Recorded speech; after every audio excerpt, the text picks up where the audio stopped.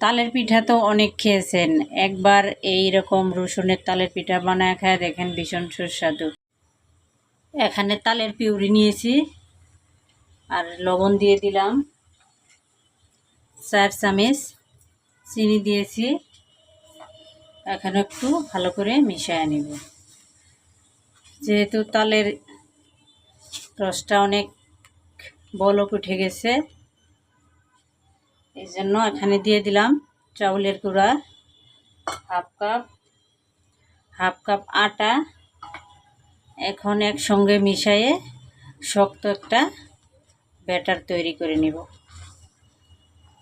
চুলা থেকে নামায় নিব, শক্ত একটা ব্যাটার রেডি হয়ে গেছে।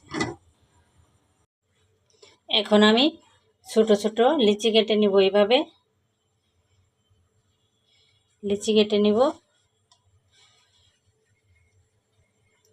এখন আমি রসুনের শেপ দিয়ে নেব। এই যে পাটি আকারের করে নিলাম।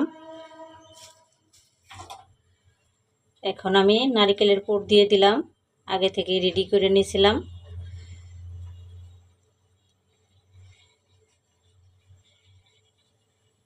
আবার এটাকে গোল করে নিব।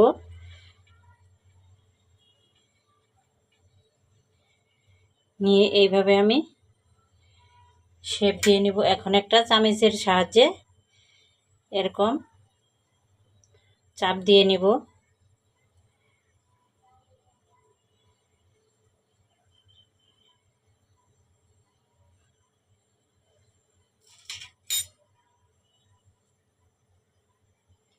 এই তো রেডি হয়ে গেল আমার রসুনের শেপ দিয়া তালের পিঠা। এইভাবে আমি বাকিগুলোও বানায় নিব।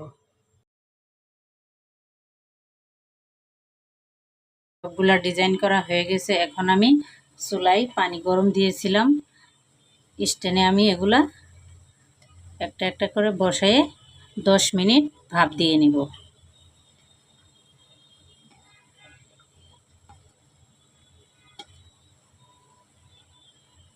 এখন আমি ঢাকনা দিয়ে ঢেকে দেব।